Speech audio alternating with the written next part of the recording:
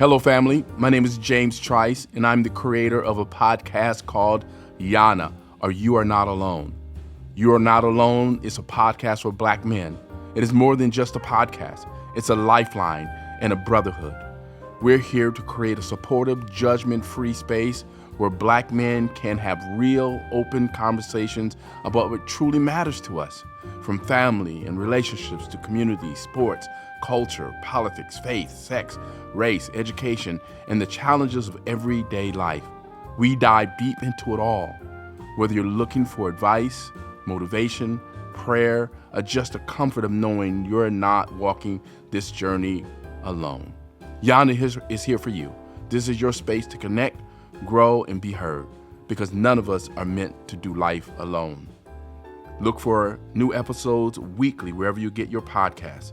And look for me on Instagram at jbtrice123. Welcome to YANA.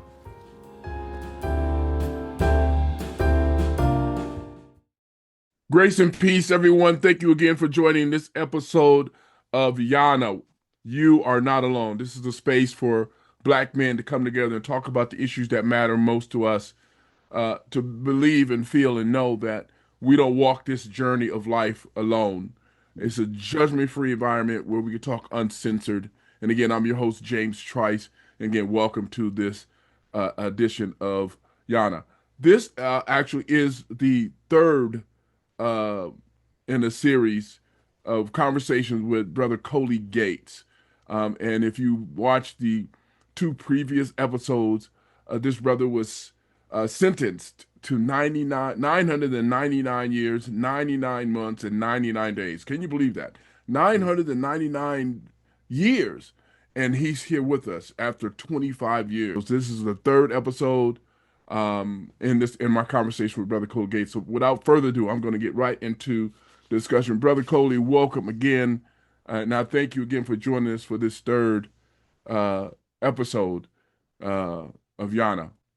I appreciate you, bro. If I didn't tell you, again, it's therapeutic sitting with you. You do a great job, bro.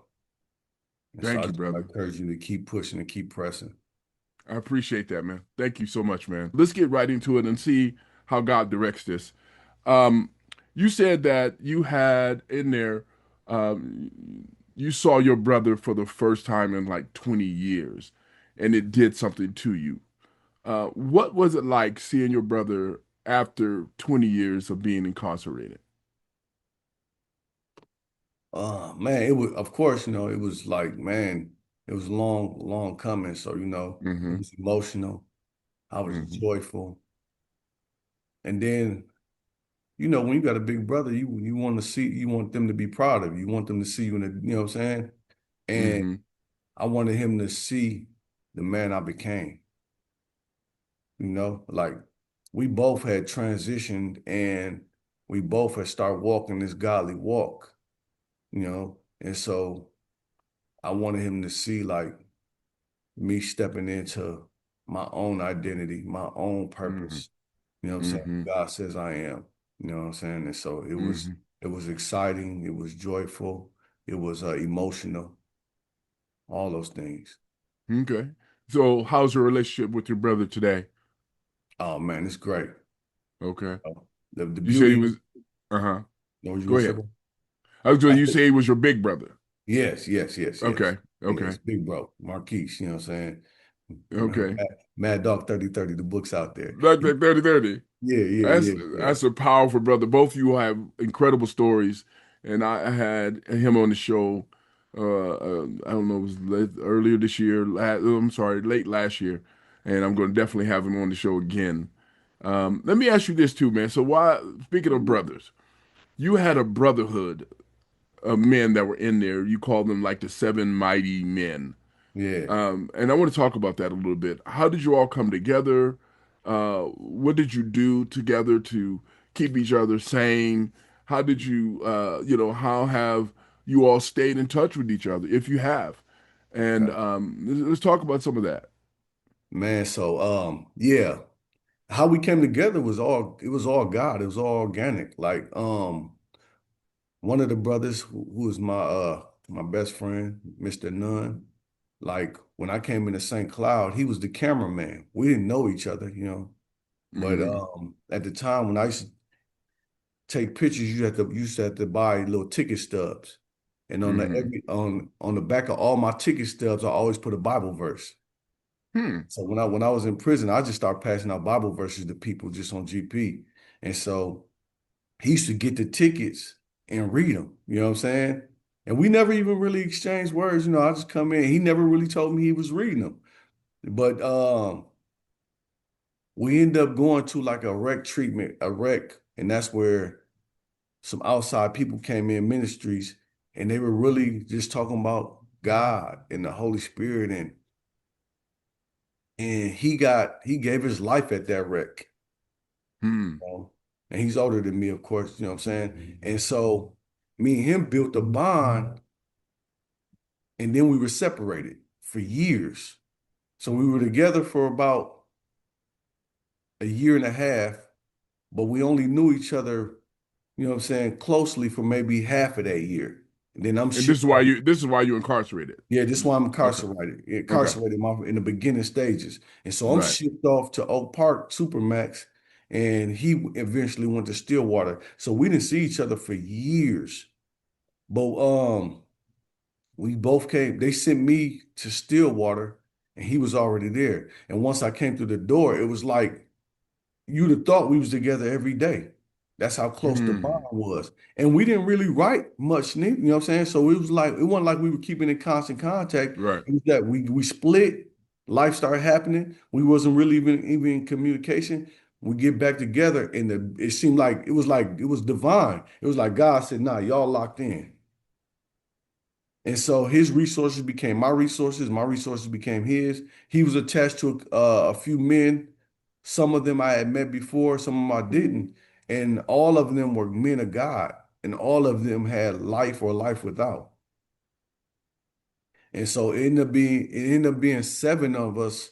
And we just came together because we was all locked in with God. We was doing Bible studies. We started Hmm. groups, and then from that point on, we just locked in. So on a daily Hmm. basis, we played cards together, we ate together, we celebrated each other, we cried together when one of my brothers was going through. Well, you find us in the cell sitting in there crying together with the brother as he going through his situation. And so we really just walked with each other in true love.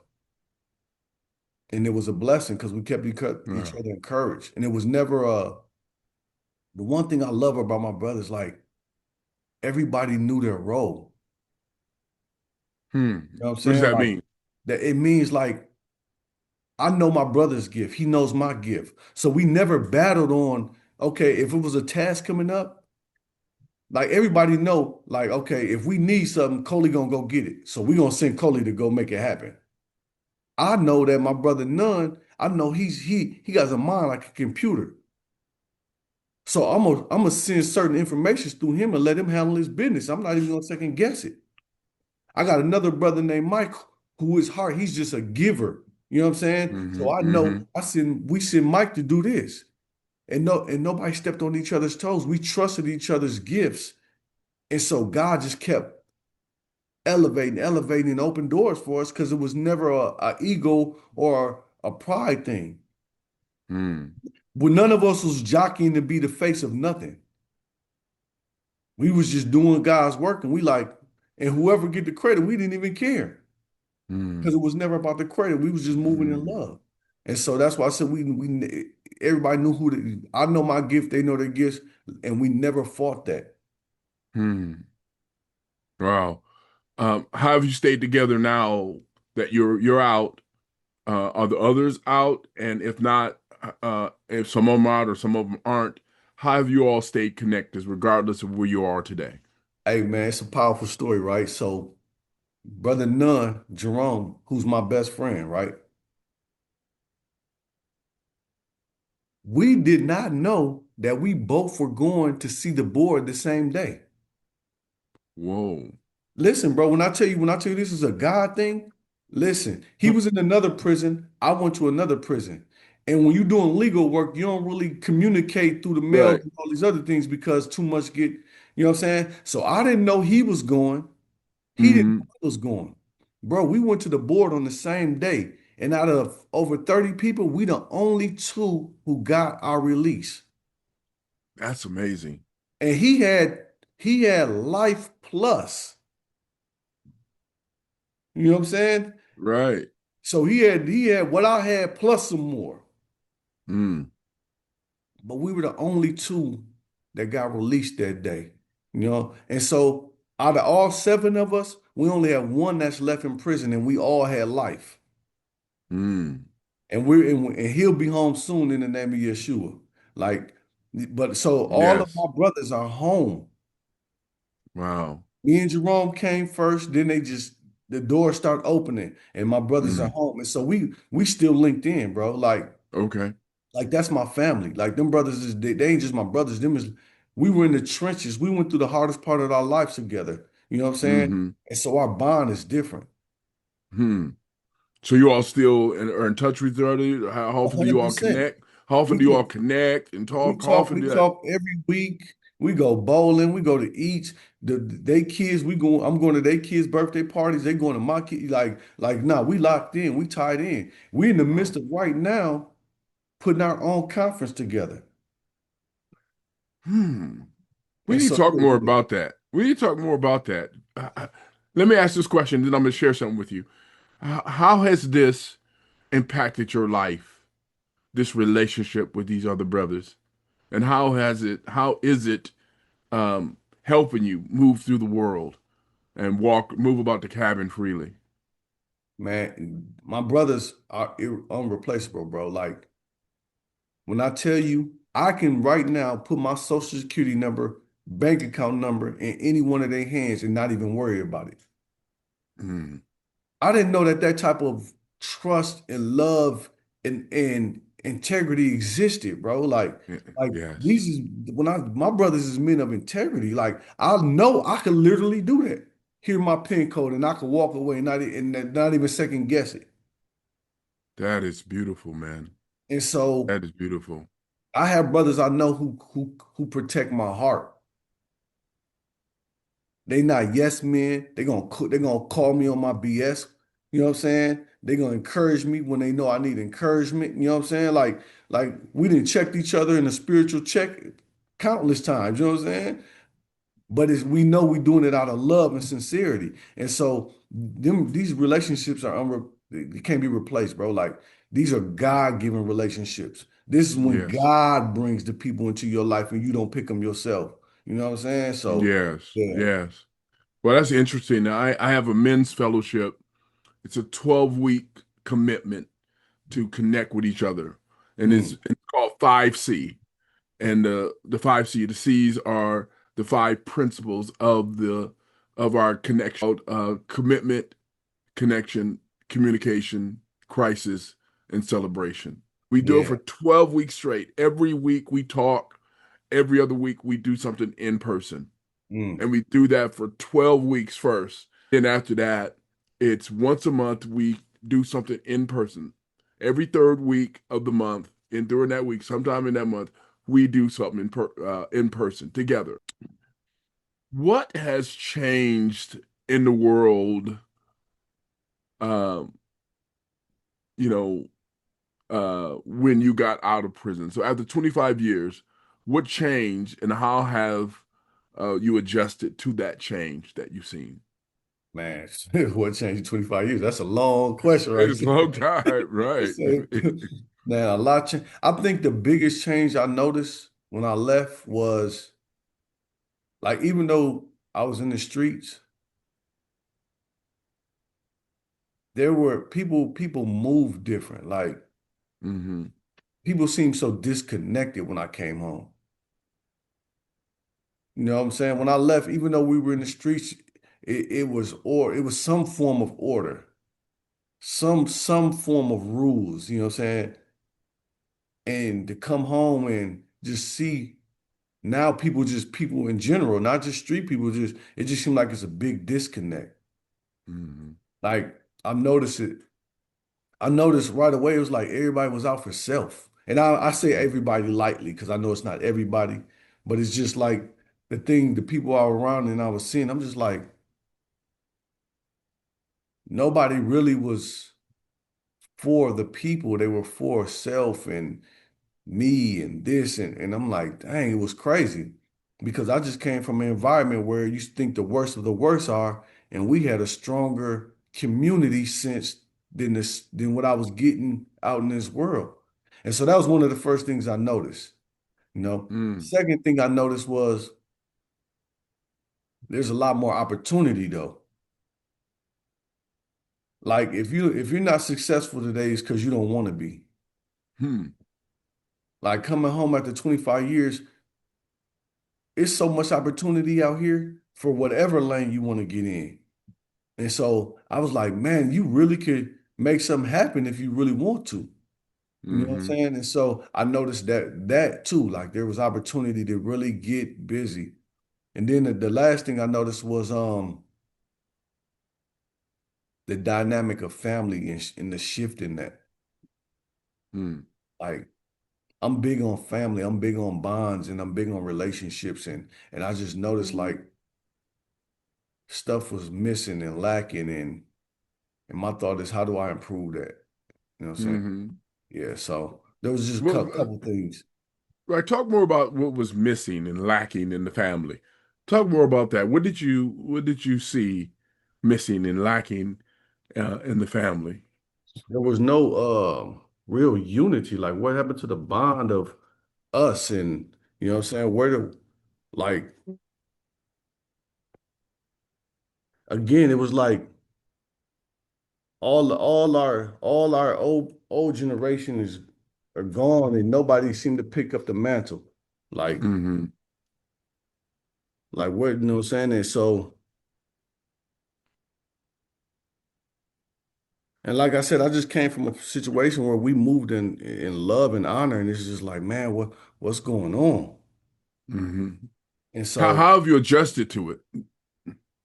I'm still adjusting. Like Mm-hmm. realistically, I've been home 3 years now, Okay. and you don't lose 25 years of a certain thing in 3 years. You know what I'm saying? So I'm still adjusting to relationships and like even since I've been home, I've been hurt in relationships because Mm-hmm. I came home with a pure, honest trust because I was moving with brothers who move like that. And sometimes I extend that to people who haven't earned that, Mm-hmm. you know? And so, Right. and I had to learn, like, hold on, man. I went through some stuff and I had an opportunity to go through some healing and some deliverance that people out here didn't have one privy to.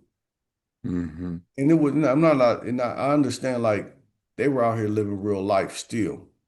Mm-hmm. They had to pay bills. They had to take care of this. When I was in there, I had guarantees that were coming. I knew I was going to eat breakfast, lunch, and dinner. You know what I'm saying? I Mm-hmm. I didn't have to worry about paying bills, and so I was able to focus on me, Yeah. work on me, where people have to work on themselves in the midst of. You know what I'm Mm-hmm. saying? So I don't fault anybody. I just noticed it. Like, Mm-hmm. yeah, so I'm still adjusting on how to Mm-hmm. build relationships out here versus Mm-hmm. up there. You know what I'm saying? And what to give and how to give and what not to give. So yeah, it's still adjustments in it. Okay.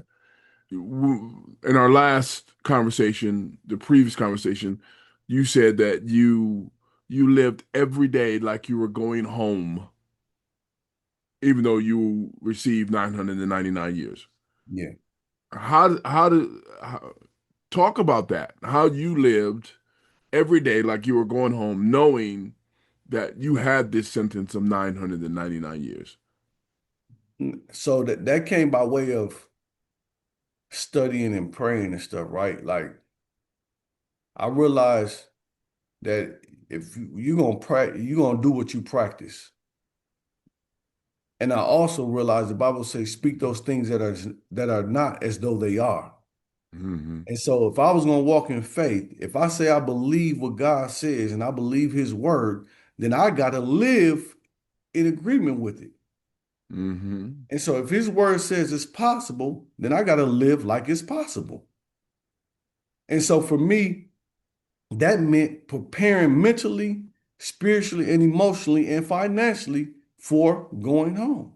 So everything I did while I was in there was like, okay, I'm preparing. If they call me today, will I be ready? Mm-hmm. And if Mm-hmm. not, then I need to do what I need to do to be ready if they call. Mm-hmm. And so that meant me educating myself, me staying connected. Well, let me rephrase that. That means me staying connected to God first and foremost, educating myself, training my mind to be ready for the unknown because there's going to be a lot of unknowns. So you do your best to put yourself in scenarios and thoughts and this and that. And that's why I said I start facing my fears. Anything that I was afraid of or I thought I couldn't do, I just started doing it because I had Mm. to prepare myself to be uncomfortable, to be, what I'm saying, off balance and to handle it appropriately. And so I just that's how every day I woke up, okay, what am I gonna do today? Mm-hmm. If I was home, what would I be doing? So I'm gonna live like I'm going home. What has kept you from considering uh, returning back to the life you had before, the life that you were living before? What keeps you like grounded? Because I'm assuming that you see some of the same homies you did before you went in, and some of them folks are doing some of the same things. Some of those people are doing some of the same things they're doing, or they're probably gone. Some of them probably dead. But you know the same circles that they ran in. Those same circles still exist. Yeah. What keeps you from reconnecting with those individuals? And so I have connected with them, but I Okay. connected with them differently. Okay. Like from where I come from, like I'm like I'm a beacon of hope for them. Because a lot of people didn't, what I'm saying? If they knew me, they knew me. And so they like, Hmm. man, if God could do that with him, then I definitely got a shot. You know what I'm saying? And so I needed them to see like it's real, it's possible, and you can do it. And so I connected with them on that level. Now, what keeps me from going back, Yes. I'll be honest, I was tempted. Okay. Like before I went in, the street money is different money. You know what I'm saying? So Right. working this 9 to 5 and waiting on these checks is different than I can hit the block and get this check in less than a day. You know what I'm saying? And so when it got tight a couple times, I was tempted like, man. But what keeps me is first and foremost like God, bro. Like I know he real. Like I know God is real, bro, and I know what he's done and I know what he's pulled me from. And so I know why he saved me.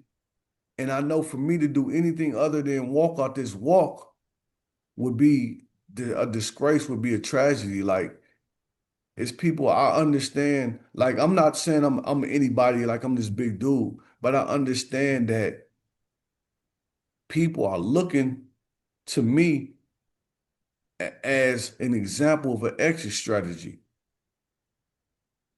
Like I didn't have nobody to show me what it looked like to exit gang life, street life, dope life. I didn't have that. Hmm. You know what I'm saying? And so now they have that because they see me doing it.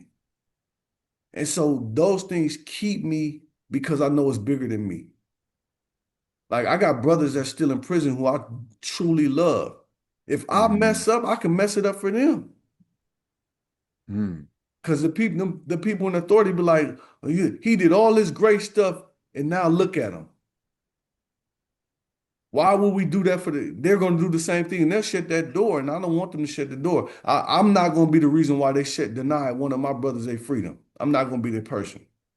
In the Hmm. name of Jesus, I'm not going to be that person. You know what I'm saying? And Right. so, and it's not because of me, it's because God's spirit is going to keep me and I'm going to keep leaning on his spirit to keep me. So, yeah, has it been temptations? Yeah, has it been thoughts? Yeah, because at the end of the day, like I said, that street money is different. When things get tight, of course the devil gonna whisper in your ear. Hey man, you know you can, hey, you know you got Hmm. access to A. And with access comes temptation. You know what I'm saying? Hmm. And so, but also with access comes responsibility. And so I'm gonna stand on what I know and what I believe. If God came and got me from 999 years, 99 months, and 99 days, why would he send me out here to fail? He won't. That's right. You know what I'm saying? Like he didn't set me up to fail. He set me up, you know what I'm saying, to stand in victory, bro. Like I can't lose because he already said I won. And I just Right. gotta remember that and stand on that. Wow, that's beautiful. What do you need from us, brothers like myself and other brothers, uh, to just really help you? What do you need from us? So the one thing I realized, like, right, life is about relationships, and this life is about networking, right? You have access to things and people that I don't have access to. And for me to level up and go to my next level, I'm gonna need you. I'm gonna need you to connect me with the right people, you know what I'm saying, the right opportunities, and vice versa. Like I gotta be that for you as well. And so Hmm. for my community, it's like this the one thing I've seen since I came home and I hate it, bro. Like I came home and everybody, well, not everybody, let me stop saying. A lot of people are so they gatekeep. Mm. You know what I'm saying? They hold the information, they hold the resources, they hold opportunities. And I'm like, bro, we all could win if we'd do better together than separate. And I know Yes. everybody ain't ready for the moment, and you got to discern who to bring in. But you can't, but a lot of people are doing it selfishly and just holding on to all the resources, all opportunities. And it's like, and I never and I couldn't, and they're like, come join us. And I'm like, I'm not gonna join you. I'm seeing you X this other person out for no other reason than you Mm. scared they're gonna take your shine. Mm. And it's like, you worried about the wrong thing. Can't nobody take what God has for you. If it's for you, it's for you. And so I'm not gonna deny you access, thinking it's gonna stop me. You can't stop me because this is what God got for me, and I can't stop you. You know what I'm Right. saying? So that's the Yes. one. Yeah, that's so. What I could use for my community is the same thing I want to give them my community. I want to let's build together. You know what I'm saying? If I got something or know somebody who can help you level up, let me help you level up. That's right. Right. And I asked that question because, in all of our episodes, at every part of our conversation, it's always been some connection from to help you through what you've been through and what you're Yeah, going through and what you're dealing with now, present. Right. When you first went in there was a brother who you talked about who you on the street you held a gun to his head and you were going to kill him and you didn't, and he was the one that helped you figure out how to maneuver this, get through the system and get out. yeah, And it's always been a constant story of brotherhood and connection, and we needing each other. And the scripture that comes to mind is Ecclesiastes chapter 4, verse 9 and 10. And it says, two are better than one, for they have a good return for their labor. If one falls, he has the other brother to lift him up. But say that. woe to him who is alone, for Mm, when he falls, he has no one to lift him up. And the wow, difference in those scriptures, and the things that that stand out to me in those verses is, two are better than one. For if one falls, he has the other to lift him up. But mm, woe to him is alone.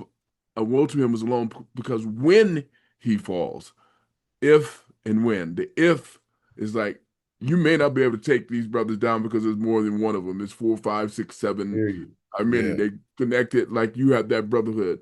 You all able to help each other up and lift each other up. And when things are going down, you're able to come through. But if you were alone in this, it would probably be a different story. Do you think man, that? a If you hundred were percent alone it'd in be this? Okay. 100% Okay. it'd be different, bro. Like we are not designed to be alone, bro. No, we're Like not. you know what I'm saying? God We're never not. designed us to be alone, bro. Like he told Adam, listen, you here by yourself, you need to help me. Let me them give me that rib. Let me get somebody close. You know what I'm saying? Like we Right. wasn't designed to be alone. Right. And so Right. and when we alone, have you ever got in your head? Sometimes we can get in our head and get in our way because we ain't got no other voice to balance that off with, to bounce it That's off right. with. But when I got my brothers, I could share a thought. They be like, hey, bro, listen, you kind of that thinking is a little off. You might want to check it from this Yeah. angle, right? You know Right. what I'm saying? And so now I need my brothers. My brothers, Right. listen, like I said, we setting themselves together, crying together, praying together, That's eating together, beautiful. celebrating together. We carried each other through that, bro. God Right. sent the disciples out two by two.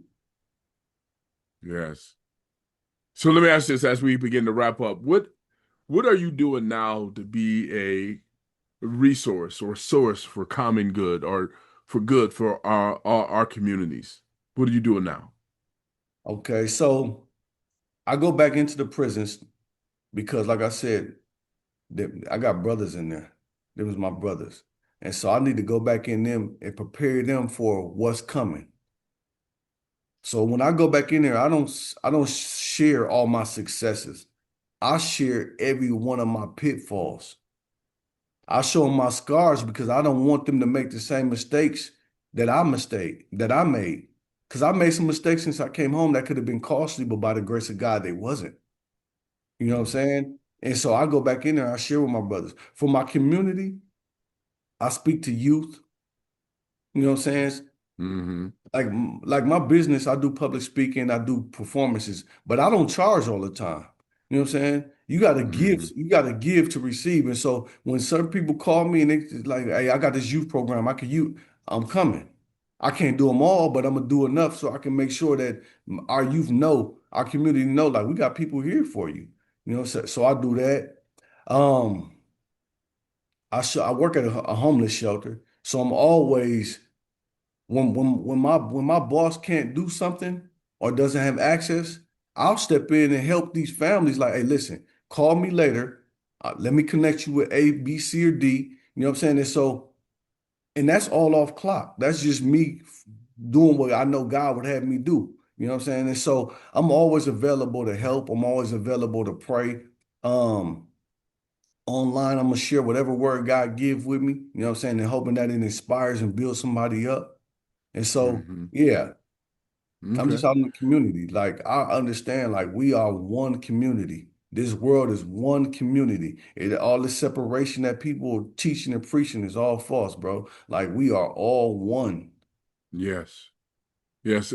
And so what I'm gonna do is this. And so in our last few minutes, I'm gonna just be quiet and I want you to just talk about Coley Gates. I want you to talk about how people can reach you to get you to come to talk, um, to book you, to speak at their youth center, wherever else they want you to come and tell your story and then and to encourage others. So I want you to talk on that, but then I want you to just be free to say whatever you want to say, give a poem, whatever you want to say in our final few minutes here together. Okay, I appreciate it, bro. So if anybody wants to contact me.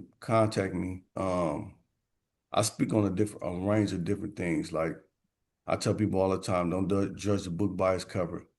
Like I'm ready to speak on and express, and I'm always speak from an honest place, from a sincere place, like I'm gonna share everything, I'm gonna put it all out there. And so whether it's youth, whether it's me coming and perform my poetry, whether it's speaking to businesses, I do it all. So you can contact me at 612-448-5960. Leave a text. That's 612-448-5960. And we can connect that way. Also, I'll be having a couple events coming up, so you can check on my Facebook page is Author Uncommon on Facebook, and you can see up and coming events going on. I got a book event, performance event coming up, so you can check me out there. Uh, Churches definitely call me. I got a testimony, but I also got a word. God is always speaking to me, speaking through me, and I'm willing to share as well on that platform. Again, I just would like people to remember we are all one. The name of my nonprofit is WAI. We all in. One team, one dream, one vision. Like we all in. We better together. And so in closing, I would share a poem just with the things that's going on in this world. I wrote this poem called "Oh Say Can You See," right? And it initially came through the Kaepernick thing, when he took the knee and everybody had their opinion about it. And I'm like, and I was just sitting in prison and I'm just thinking like, I just felt like people wasn't addressing the topic. Like they were speaking on everything but really what needed to be spoke on. And so of course I'm a human being, so I have an opinion too. So I just put it to pen and it's called Oh Say Can You See? And I never write to offend, right? I only write to inspire, to challenge, and to cause conversation. So I'm never writing to say you. Anytime I'm writing, I'm looking at myself and I'm looking at it because I said we want community, so we affect each other. And so this is oh say can you see? Oh say can you see? And you were everything that they wanted you to be. But me, him and her were never a part of the, oh, say, can you see? We were written in these documents as being less than human beings. And now you want me to stand and pledge allegiance to a country that never pledged allegiance to me? You could revise and revise, but until you realize that these lines and these lies have affected Black lives, we only be deceiving those who come behind. I'm tired of walking blindly beside those who choose to deny me. Look me in my face and stop telling me, get behind thee. I'm a man, not an American slave. I'm a man, not American race. I'm a man formed by the Creator. So wouldn't that make you and me the same? I pledge allegiance to the truth, the word of God that bears good fruit, but I will never pledge allegiance to something that makes me lesser than you. We are one nation under God, so let's make that a fact, because my ancestors got lashes on their back to get America where it's at. From this point on, it's going to take teamwork to make the African American dream work. Our criminal system need a rebirth. Our education system need to teach work. And in our government system, I need to see people who look and think like me first. But see, we still got brothers and sisters who ain't acting like brothers and sisters. We ask for help to push us when we still kill and push us. How can we add a still plus when it's one of us who kills one of us? So my appeal is to us. Let's stand up and do us. Oh, say, can you see we are African kings and queens? More than that, we are human beings who have accomplished great things. They have tricked us into believing that Martin Luther King actually received his dream. When we got cops killing our babies, cops killing our ladies, cops killing a whole lot of people who look like they could be related to me. Oh, say, can you see I refuse to be deceived? This is not about an anthem. It's about you, America, and how you treat me. Oh, say, can you see? Right, that's incredible. Thank you, Brother Coley Gates. Family, that was the amazing Coley Gates. Thank you, brother, for joining us. And remember, everyone, thank you for joining this episode of YANA, this third episode with our brother Coley Gates. And we thank God for him. And again, thank you so much for joining us. And remember, everyone, until next time, again, thank you for joining this episode of YANA. Oh, yes. Talk about your books. Yes. Uncommon Sense. If My Tears Could Talk. Please go get his books. Where can they get it again, Brother They're Coley? available on Amazon.com. Author, Uncommon, Coley Gates. If My Tears Could Talk Too, and Uncommon Sense, we are bigger than the box you put us in. Yes. Again, Love. family, thank you for joining this episode of Yana. You are not alone. And remember, we're never meant to do life alone. Until next time, grace and peace, everyone. Yana is here for you. This is your space to connect, grow, and be heard, because none of us are meant to do life alone.